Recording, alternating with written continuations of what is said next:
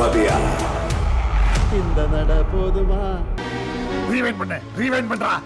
மதியா இந்த நட போதுமா? இந்த நட போதுமா? இன்னும் கொஞ்சம் வேணுமா? Hi friends, welcome to my YouTube channel. வீடியோக்குள்ளே பார்த்து மறக்காம சேனல் சப்ஸ்கிரைப் பண்ணிக்கோங்க. இப்போ அந்த வீடியோக்குள்ளே போகலாம். ஸோ ரீசெண்டாக வந்து பா பா பா அப்படின்ற ஒரு படத்தோட ட்ரெய்லரை பார்த்தேன். படம் வந்து வர டிசம்பர் 18 ரிலீஸ் ஆகுது. ட்ரெய்லர் எப்படி இருக்குன்னு கேட்டிங்கன்னா, ட்ரெய்லர் வந்து நல்லாவே இருந்துச்சு. இந்த படத்தில் மோகன்லாலாக இருக்கார் பொழுது ட்ரெய்லரில் ரிவீல் பண்ணியிருக்காங்க அந்த விஷயத்த. ஸோ இந்த ட்ரெய்லர் பார்க்கறதுக்கு வந்து நல்லா கலர்ஃபுல்லாக நல்லாவே இருந்துச்சு. கட்ஸ் எல்லாம் வந்து நல்லா பண்ணியிருந்தாங்க. சின்ன ட்ரெய்லர் தான், 1.5 நிமிஷம் ட்ரெய்லர் தான்.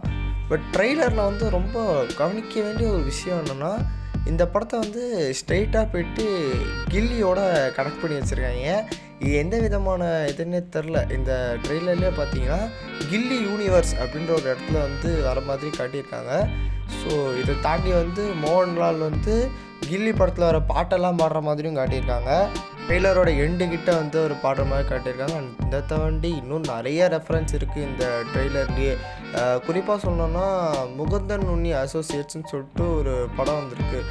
அதுவும் ஒரு மலையாள படம் தான். ஸோ அந்த படத்தோட பேர்லாம் யூஸ் பண்ணி அந்த மாதிரி ரெஃபரன்ஸ்லாம் வச்சுருந்தாங்க. அண்ட் அதை தாண்டி வந்து அந்த படம் பார்க்காதவங்க வந்து பாருங்கள், அது வந்து நல்ல படம். ஜியோ ஹாட்ஸ்டாரில் தான் இருக்குதுன்னு நினைக்கிறேன்.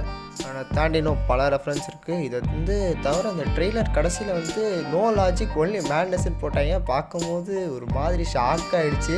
என்னடா இது மலையாள படத்துலையும் இப்படி ஆக்குறீங்களாடா அப்படின்ற மாதிரி தான் இருந்துச்சு. ஏன்னா வந்து இந்த ட்ரெய்லர் பார்க்கும்போதே ரொம்ப ஆக்ஷன்லாம் கலந்து ஒரு மாதிரி இதுவாக தான் இருந்துச்சு. ஸோ அது கடைசியில் வந்து நோ லாஜிக் ஒன்லி மேட்னஸ்ன்னு போடும்போது படம் மொக்கை ஆகிடுச்சுன்னா என்ன பண்ணுறதுன்னு நம்ம தான் இருந்துச்சு. வெயிட் பண்ணி பார்ப்போம். நல்ல ரிவ்யூ வந்தால் போய் பார்ப்பேன், இல்லைன்னா அதுவும் அவுட்டு தான்.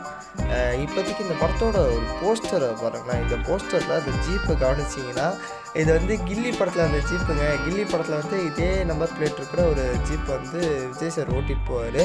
ஸோ கில்லி படத்தோட ரெஃபரன்ஸ் வந்து ஹெவியாக இருக்குது இந்த படத்தில்.